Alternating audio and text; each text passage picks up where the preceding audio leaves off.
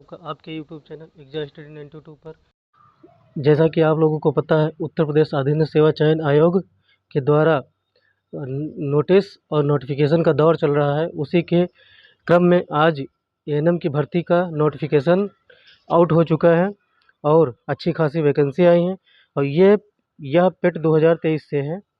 पेट 2023 से वैकेंसी है। ठीक है, तो इसमें कितनी वैकेंसी आई हैं, इसका कब से कब तक आवेदन होगा, चलो ये सब देख लेते हैं। फटाफट नोटिफिकेशन को एनालिसिस करते हैं। ये आपका विज्ञापन प्रकाशन की तिथि हो गई आपकी। ठीक, शुल्क जमा करने की तिथि हो गई 28/10/2024 है। और सबमिट करने की तिथि हो गई और संशोधन करने की तिथि है। ठीक है, तो संशोधन कुछ ही में किया जा सकता है, वो अभी आगे बताएंगे। तो चलिए देख लेते हैं क्या कितने पद आए हैं और क्या क्या इसकी योग्यता है। ठीक है, अब आपको सीधे आपको ले चलते हैं। पेट देना अनिवार्य है इसमें। पेट 2023 का आपके पास सर्टिफिकेट होना अनिवार्य है, नहीं तो आप इसमें चाहे आप कोर्स किए हो या ना किए हो, आप योग्य नहीं होंगे। ठीक है, तो आप लोगों का शुल्क देख लीजिए। आप लोगों का 25 रुपये सबको पड़ेगा। फिर मेंस की फ़ीस अलग से ली जाएगी जब एडमिट कार्ड आएगी। तो चलिए देख लेते हैं पोस्ट कितनी है इसकी।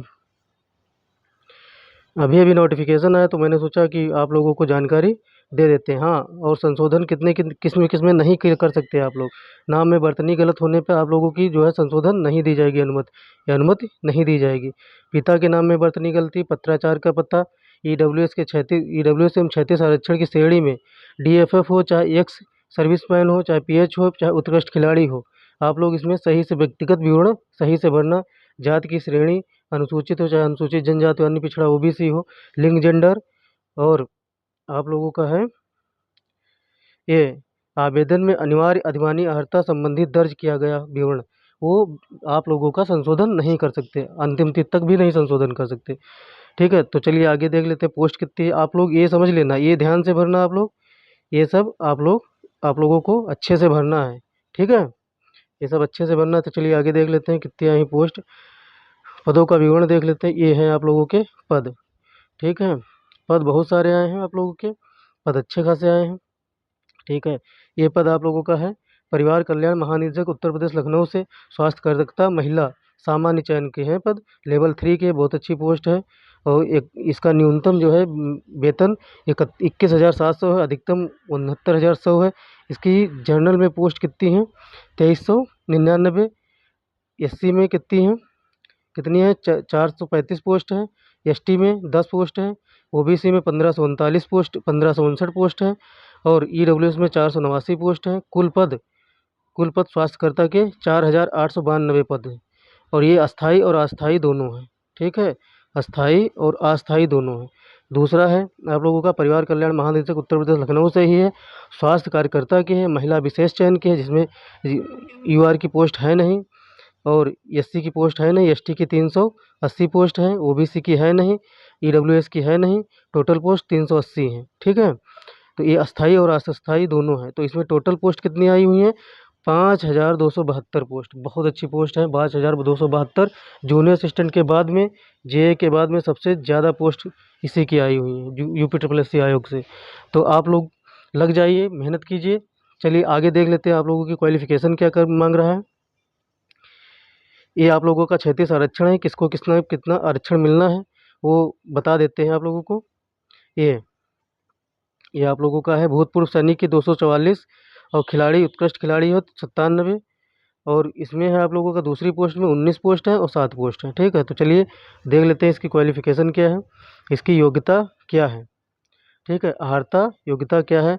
आप लोग इंटरमीडिएट पास हो और आप लोग 6 माह या 2 वर्ष का सहायक नर्सेज एंड मिडवाइफ्स एएनएम प्रशिक्षण कार्यक्रम प्रसूति से संबंधित 6 माह का प्रशिक्षण सहित सफलतापूर्वक अवश्य पूर्ण कर लिया हो। एएनएम आप लोगों के पास हो और आप प्रशिक्षण 6 माह का प्रशिक्षण का पूरा कर लिया हो।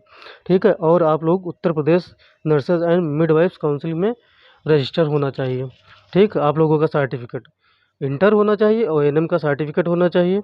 अधिमानी अर्हता में आप लोगों का क्या है, अधिमान्य अर्हता में जो ली जाती हैं वही हैं, जैसे इसमें प्रादेशिक सेना में न्यूनतम 2 वर्ष की अवधि तक सेवा की हो, राष्ट्रीय कैडेट कोर बी प्रमाण पत्र हो। ये अधिमान्य अर्हता में आते हैं जिनको वो लेना है, रिजर्वेशन लेना है, ठीक है, क्षैतिज आरक्षण लेना है।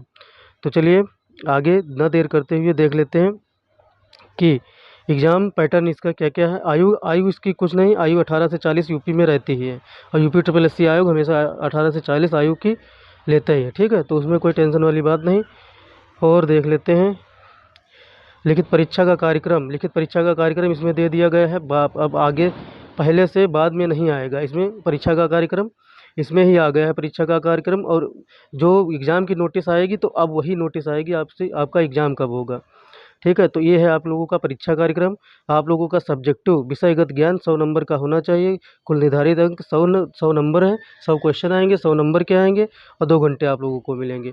आप लोगों का सिलेबस ये वाला है, सिलेबस देख लीजिए। आप लोगों का सिलेबस ये है, स्वास्थ्य के निर्धारक तत्व, ये सिलेबस है आप लोगों का, ठीक है, ये सारा सिलेबस है, ठीक। तो ये आप लोग नोटिफिकेशन डाउनलोड कर लीजिएगा, चाहे वेबसाइट पे जाके, चाहे सरकारी रिजल्ट पे जाके डाउनलोड करके आप लोग इसका प्रिंट आउट सिलेबस का निकाल सकते हो और उसकी इसी के अकॉर्डिंग तैयारी कर सकते हैं, ठीक है। तो चलिए बस यही बताना था, ज़्यादा विशेष कुछ था नहीं। नोटिफिकेशन आया, बहुत बड़ी खुशखबरी है एएनएम वालों के लिए और यह भर्ती बहुत आवश्यक थी। बहुत दिनों से भर्ती नहीं आई थी यूपी ट्रिपल एससी से एएनएम की। तो आप लोग चैनल को ना सब्सक्राइब किए हो, चैनल को सब्सक्राइब कीजिए और बेल आइकन को ऑन कर दीजिए दोस्तों, और ग्रुप्स में शेयर कर दीजिए। बहुत बहुत धन्यवाद आप लोगों का। और आप लोग पूरा नोटिफिकेशन डिटेल से पढ़िए, अच्छे से पढ़िए, उसके बाद में फॉर्म फिल कीजिए और आगे की तैयारी शुरू कीजिए। धन्यवाद।